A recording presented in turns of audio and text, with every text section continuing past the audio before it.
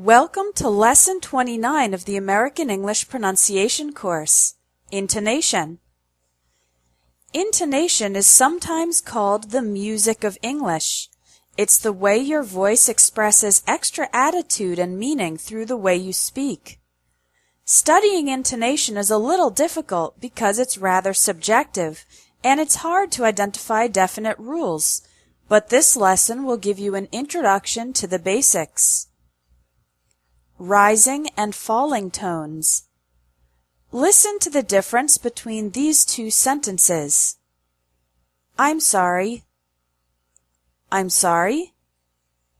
When the phrase I'm sorry is used as a statement to apologize, it has a falling tone. My voice starts high and goes down. I'm sorry. When it is used as a question to ask for clarification, it has a rising tone. My voice starts low and goes up. I'm sorry. Here's another example.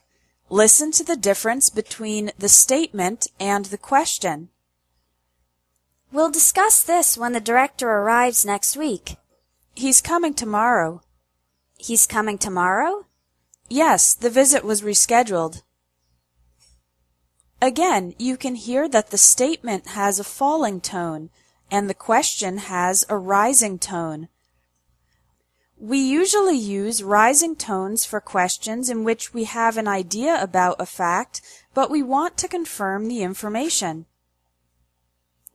Practice saying these sentences once with a falling tone, a statement, and once with a rising tone, as a question to confirm the information. The meeting was canceled. The meeting was canceled. He broke his arm.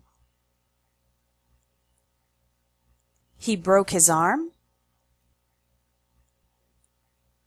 She's married. She's married. Another way to check information or to see if someone agrees with you is by making a statement and adding a question tag. For example, she's married, isn't she? Isn't she is the question tag. It makes the statement into a question, asking the other person to confirm the information. The intonation when you use this type of question tag is high, low, high. The tone falls during the statement and rises again in the question. Practice with these examples. The meeting was canceled, wasn't it? You're from France, aren't you? She hasn't quit her job, has she? You've been to China, haven't you? They live in New York, right? If you can't remember how to form the correct question tag, the simplest way is to add right. When you have some doubt and you need confirmation, we use a high, low, high intonation. For example, you're from France, aren't you? Yes, born and raised in Paris. You're from France, aren't you? Actually, I'm from Canada, but I speak French.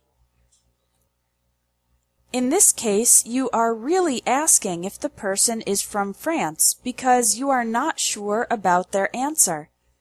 But when you are making an observation and you are pretty confident that the other person will agree, we change the intonation pattern from high, low, high to low, high, low. Listen to the difference. You're from France, aren't you? It's a beautiful day, isn't it?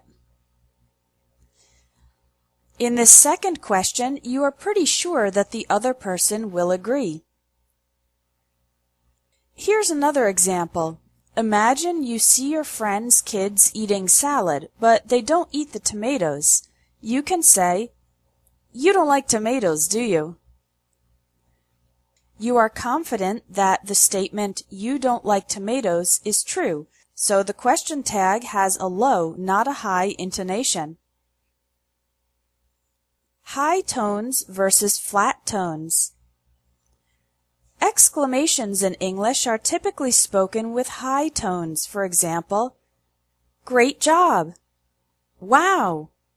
"That's perfect!" The high tones express an attitude of excitement or surprise. However, if the exclamations are said in a different way, with a flat tone, they can express a negative attitude like sarcasm or disapproval.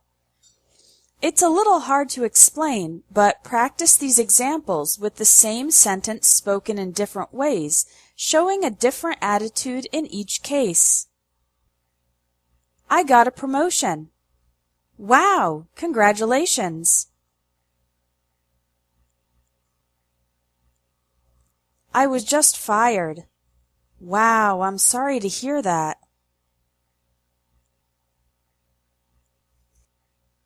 The boss said we can leave early today. Oh, great. The boss said we have to work late today. Oh, great. Sheila won the lottery. No way! How much did she win?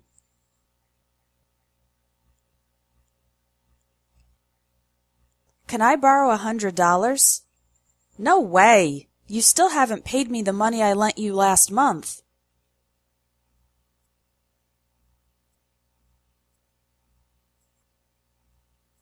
Intonation is also very individual.